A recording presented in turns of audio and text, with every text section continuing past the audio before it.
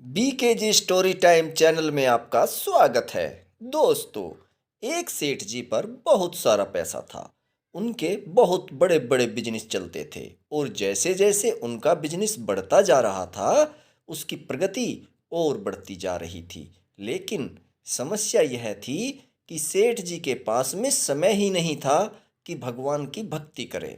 बहुत सारे मंदिर तो उन्होंने बनवाए, लेकिन स्वयं कभी पूजा करने के लिए नहीं गया।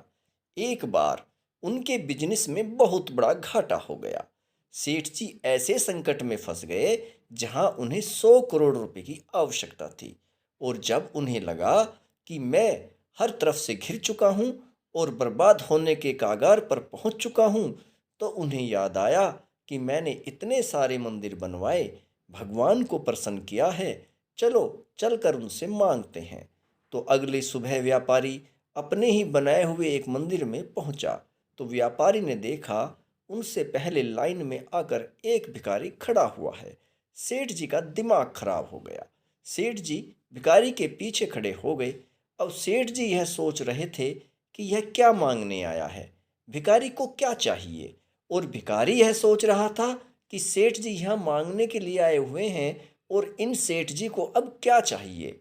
अब जैसे ही मंदिर के पट खुले तो भिखारी ने भगवान से कहा, मुझे सिर्फ 100 रुपए की आवश्यकता है, मेरी पत्नी बीमार है। मगर दवा का प्रबंध हो जाता तो इलाज चल जाता और मेरी पत्नी ठीक हो जाती। वह बार बार यही बोले जा रहा था कि प्रभु सिर्फ 100 रुपये मिल जाए। अब सेठ जी का दिमाग खराब हो गया। अतः सेठ जी ने बिना देरी किए उस भिखारी के हाथ में 100 का नोट रखा और कहा, जाओ जाओ यहाँ से। भिखारी 100 रुपये पाकर बहुत ही ज्यादा खुश हो गया और उसने भगवान का धन्यवाद करते हुए सेठ जी का भी शुक्रिया अदा किया। अब सेठ जी भगवान से हाथ जोड़कर कहने लगे, प्रभु उस भिखारी को तो मैंने भगा दिया 100 रुपये देकर। अब मेरी बात सुन लो, मुझे 100 रुपये नहीं 100 करोड़ रुपए चाहिए। भगवान कहीं से भी इसका इंतजाम करवा दो। इस बार तो कमाल यह हुआ कि मूर्ति में से भगवान प्रकट हुए और कहने लगे कि तूने इस भिखारी से तो मेरा पीछा छुड़वा दिया, अब मुझे 100 करोड़ देने के लिए तुझसे भी बड़ा अधिकारी ढूंढना पड़ेगा जो आए और तुझे 100 करोड़ देकर तुझसे मेरा पीछा छुड़ा दे। सेठ जी की आंखों में आंसू आ गए और कहने लगे, आप ऐसा क्यों कह रहे हो। भगवान ने कहा, बस यही तो सच है, तुमने इतने मंदिर बनवाए, इतना सब कुछ करवाया, लेकिन कभी मुझसे मिलने नहीं आए। आज भी आए हो तो तब जब तुम्हें कुछ मांगना है। मैं प्रेम का भूखा हूँ, बस मुझसे मिलने चले आते, मैं इतना बड़ा संकट आने ही नहीं देता।